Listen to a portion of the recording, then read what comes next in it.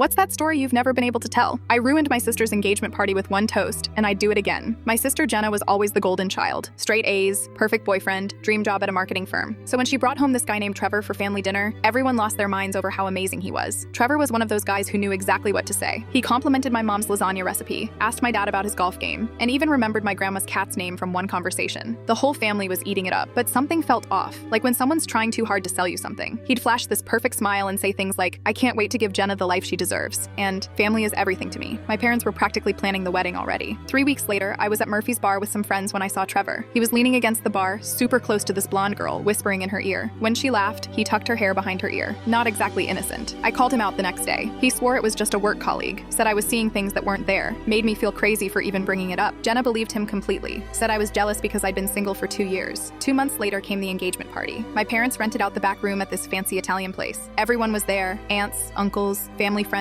the works. Trevor was working the room like a politician, shaking hands and making promises about taking care of their precious daughter. I was in the hallway coming back from the bathroom when I heard Trevor on his phone by the kitchen. "Dude, I'm only marrying her for the inheritance. Her dad's construction business is worth millions. After that, I'm out. 2 years max, then I'll take half and disappear." My stomach dropped. I stood there frozen, listening to him laugh about how easy it was to fool everyone, how Jenna was nice but boring, and how her family treated him like some kind of prince. I walked back to the party in a daze. Everyone was laughing, raising glasses, talking about what a perfect couple they made. My dad was telling everyone how proud he was to welcome Trevor to the family. Then they asked me to give a toast. I stood up, glass in hand, looking at all these happy faces. My sister was glowing, holding Trevor's hand. My parents were beaming. I could have just said something nice and sat down. Instead, I raised my glass and said, "To the happy couple, may this engagement last longer than his last 2 secret girlfriends." The room went dead silent. You could hear the air conditioning humming. Trevor's face went white. Jenna's mouth fell open. "What did you just say?" my mom whispered. "I said what I said." I looked straight at Trevor. "Want to tell them about the blonde at Murphy's bar? Or should I mention the phone call I just heard about marrying for inheritance money?" All hell broke loose. Jenna started crying, calling me a liar. Trevor was stammering, trying to explain. My dad grabbed my arm and pulled me outside. My mom was apologizing to guests who were already grabbing their coats. The party ended in 20 minutes. Jenna didn't speak to me for 3 weeks. My parents said I'd embarrassed the family. Even my grandma gave me the cold shoulder at Sunday dinner. But 2 weeks later, Jenna showed up at my apartment. She'd been going through Trevor's phone and found text messages to 3 different women, including the blonde from the bar, and she'd done some digging into his finances. Turns out he had massive gambling debts. She cried on my couch for an hour, said she'd had doubts but ignored them because everyone loved him so much. She broke off the engagement that weekend. Trevor tried to convince her I was lying, but the evidence was right there in black and white.